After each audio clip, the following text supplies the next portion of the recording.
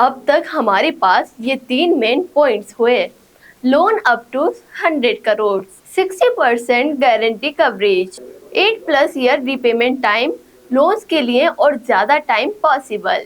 अब बताइए कि क्या बोरोवर्स को भी कुछ फीस या चार्ज देने होते हैं? हाँ, जब भी ऐसी गारंटी स्कीम आती हैं तो कुछ चार्जेस भी होते हैं। इसमें दो चीजें होती हैं। Number 1 upfront contribution, number 2 annual guarantee fees. पहले अपफ्रंट वाला समझाइए। इस स्कीम में कहा गया है कि बोरोवर को लोन अमाउंट का 5% एज ए अपफ्रंट कंट्रीब्यूशन जमा कराना होगा।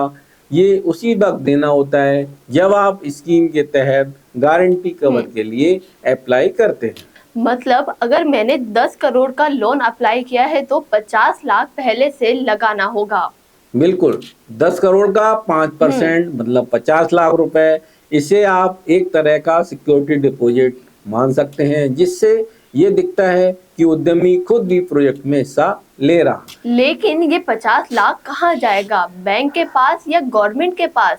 ये पैसा NCGTC जो गारंटी देती है के पास जाएगा। बैंक आपसे 5% लेकर इसे NCGTC को ट्रांसफर कर दे। और क्या ये पैसा बाद में वापस मिलेगा?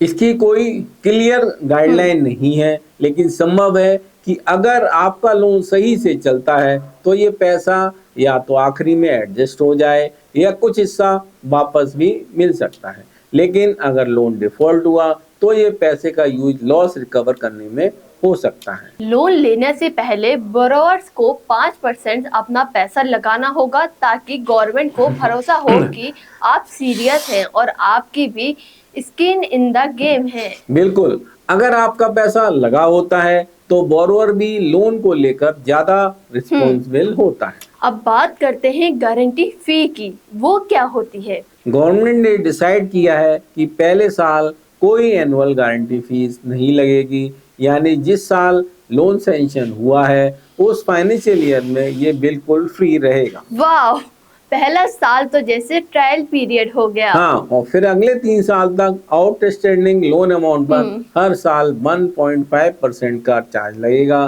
5th साल से जब तक लोन पूरा रिपे नहीं होता ये फीस घटकर 1% पर एनम हो जाएगी। चलिए शॉर्ट में समझ लेते हैं।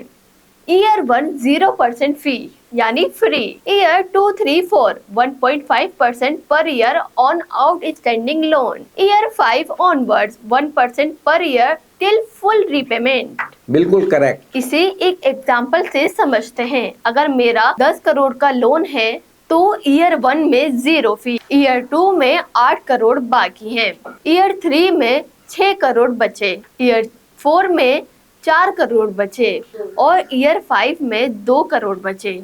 ये कैलकुलेशन ऑलमोस्ट सही है। ये फीस बैंक आपसे डायरेक्टली ले सकता है या अपनी कॉस्ट में एडजस्ट कर सकता है, बट अंत में ये कॉस्ट बोरोवर को ही बियर करनी होगी। सही बात है, 1% से 1.5% की ये फीस ज्यादा नहीं है, लेकिन ये भी एक एक्स्ट्रा कॉस्ट है, वो ध्यान में रखनी चाहिए। हाँ, और ये सिर्फ उस अमाउंट पर लागू होती है जो लोन में बकाया है। जैसे जैसे लोन कम होता जाएगा फीस भी कम होती जाएगी।